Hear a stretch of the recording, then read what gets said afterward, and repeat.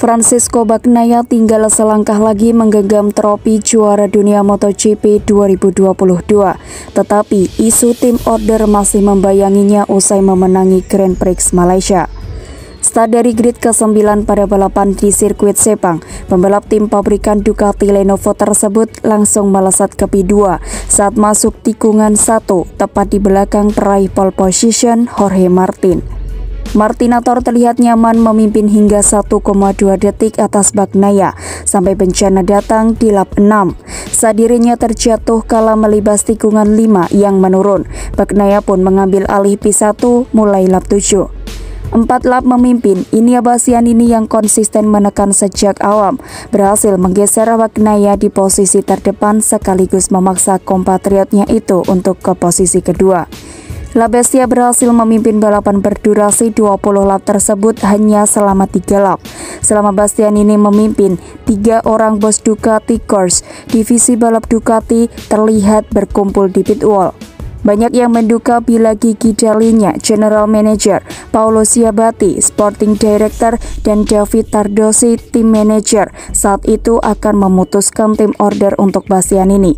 Maklum, Bastianini juga memakai Ducati Desmosed GP tetapi berbeda tahun dengan Bagnaia. Faktanya, kedua pembalap tersebut berduel sengit di lintasan. Bagnaia berhasil mengambil lagi P1 pada lap 14 dan terus memimpin sampai finish di lap 20 dengan unggul hanya 270/1000 detik atas Bastianini.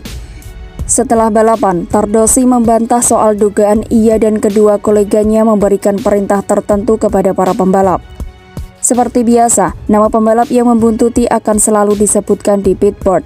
Kami juga mengatakan kepada penggemar bila pembalap Ducati tidak perlu melakukan overtake beresiko jika ada rider Ducati lainnya di belakang. Publik harus tahu ini, ucap Tardosi.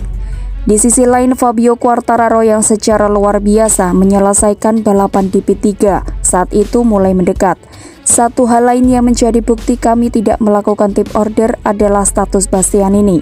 Kami tahu Bestia tengah bersaing dengan pembalap Aprilia, Alex Espargaro, untuk memperebutkan peringkat ketiga klasemen. Jadi ia jelas butuh poin besar. Bastianini terlihat sangat piawai mengatur ritme saat membayangi Bagnaia dan melibasnya. Pun begitu, menurut Tardosi saat memimpin 3 lap, Bastianini sebetulnya justru melambat. Waktu lap dan data telemetri membuktikan hal tersebut. Saat menekan Bagnaia, waktu lap Bastianini ada di 2 menit 0,6 detik, tetapi saat itu di depan justru hanya 2 menit 1 detik. Logikanya, saat memimpin Anda seharusnya justru membuat 2 menit 0,6 detik saat di depan, tutur pria asal Italia tersebut. Di sisi lain, dari pernyataan Tardosi juga tidak mengkritik Bastianini. Sebaliknya, ia memuji juara dunia Moto2 2020 itu seraya menyebut Bastianini akan menjadi salah satu calon kuat kampiun MotoGP 2023 nanti. Yang jelas, tolong hentikan pernyataan ataupun anggapan bila kami peramal, penentu nasib orang. Yang kami katakan kepada para pembalap adalah jangan mengambil resiko terlalu tinggi bila tidak mendesak. Publik juga harus mengetahui kepentingan pembalap dan seharusnya melihat waktu lap karena Bastianini memang lebih lambat saat berada di posisi terdepan, pungkasnya.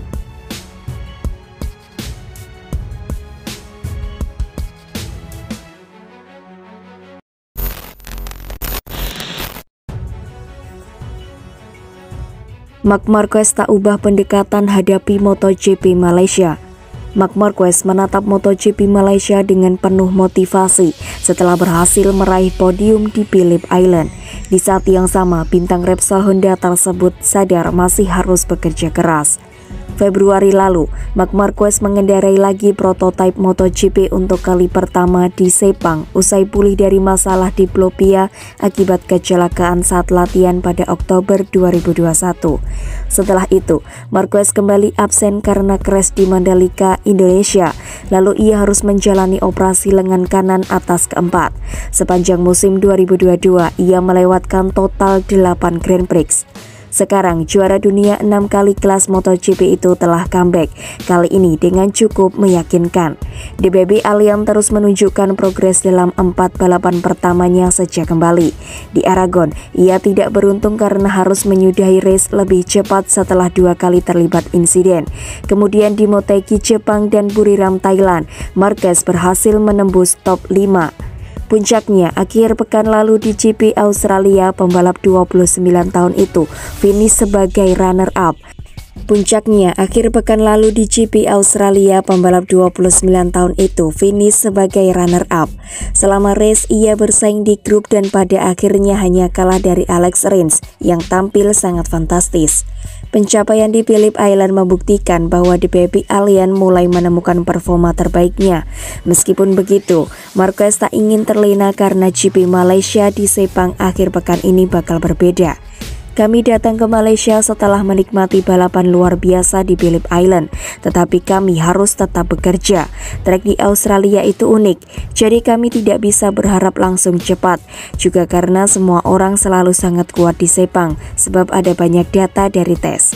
Ujarnya dilansir dari Speedweek. Seperti biasa, ini tentang kembali ke trek, menguji beberapa hal dan melihat situasinya. Hasil baru-baru ini adalah motivasi besar bagi saya dan tim. Kami dalam momen ini di mana tentang kami harus bekerja dan menyelesaikan musim ini dengan cara sebaik mungkin. Tambah pemilik 100 podium MotoGP itu. Walau Marc Marquez melewatkan 8 dari 18 race yang telah digelar, ia jelas merupakan pembalap terbaik Honda. Di klasemen sementara, ia menempati P13, top 10 bahkan masih terjangkau. Saat ini posisi ke-10 ditempati oleh rider Red Bull KTM Factory Racing Miguel Oliveira. Dengan 2 Grand Prix tersisa musim ini, Marquez tertinggal 31 poin dari pembalap kebangsaan Portugal tersebut. Marquez juga masih mengejar podium tertinggi pertama bagi Honda setelah Rins memberikan kemenangan bagi Suzuki di Australia. Mereka satu-satunya pabrikan yang belum finish terdepan pada 2022.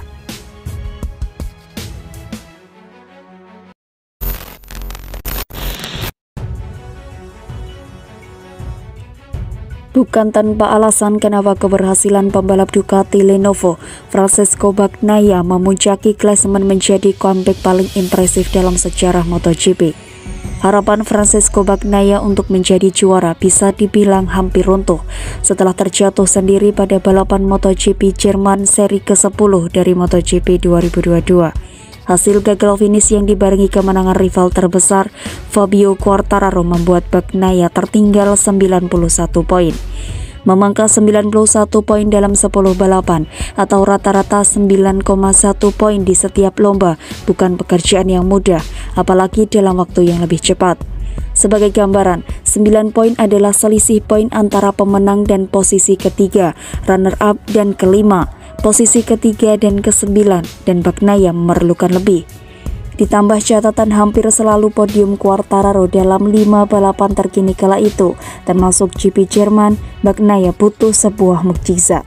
Akan tetapi, keajaiban yang tidak diekspektasikan rupanya menjadi nyata. Balapan berikutnya di Belanda menandai sebuah titik balik, yaitu penebusan bagi Bagnaia tetapi penderitaan bagi Quartararo. Quartararo yang awalnya terlihat tanpa celah, kemudian justru lebih rentan membuat kesalahan sendiri. 2 hasil gagal finish di Belanda dan Australia, semuanya disebabkan oleh blunder dari sang juara bertahan. Bencana yang dialami El Diablo bertambah dengan 2 hasil 0 poin lainnya. Di Aragon, Quartararo gagal finish karena gagal menghindari Marc Marquez yang hampir terjatuh pada lap pertama. Adapun di Thailand, Quartararo cuma finish di posisi ke-17 setelah terlibat 2 insiden pada lap pertama dan kesulitan yang disebabkan rendahnya grip karena hujan. Selain itu, performa Quartararo hampir tak menginspirasi. Salah satunya pencapaian yang bisa dibanggakan adalah ketika menjadi runner-up MotoGP Austria. Lalu bagaimana dengan Bagnaia? Tren negatif yang rival tak disia-siakan Bagnaia dengan penampilan yang kuat. Dibuka dengan 4 kemenangan beruntun, Bagnaia hanya sekali gagal finish di posisi 3 besar dalam 8 balapan terakhir. Pendulum hanya berubah arah di Jepang ketika Bagnaia terjatuh di lap terakhir karena ingin menyalip Quartararo untuk posisi ke-8. Pada balapan terkini di Australia, Bagnaia menunjukkan kematangan dengan menahan diri untuk tidak mengambil resiko terlalu besar. Balapan saya berubah sepenuhnya ketika saya melihat papan pit mengatakan bahwa Fabio Quartararo keluar dari lomba. Target saya adalah menang, tetapi ketika tahu Fabio gagal finish, saya hanya mencoba berlomba dengan cerdas karena sulit untuk membuat gap hari ini. Bagnaia tak pernah benar-benar berhasil melepaskan diri dari grup. Dia kehilangan posisi pertama pada lap terakhir setelah disusul Alex Rins dan Marc Marquez. Tak melebihi peluang untuk melawan balik, Bagnaia dengan legawa berkompromi untuk posisi ketiga, 16 poin alih-alih 25 poin. Saya terlalu banyak melakukan kesalahan tahun ini, jadi penting untuk bertindak dengan cerdas, sambung Bagnaia. Meski demikian, hasil di Australia setidaknya cukup untuk membawa Bagnaia mengambil alih puncak klasemen sementara dari Quartararo. Tadinya tertinggal 91 poin, Bagnaia membalikkan situasi menjadi unggul 14 poin dari Quartararo ketika kompetisi menyisakan 2 balapan lagi.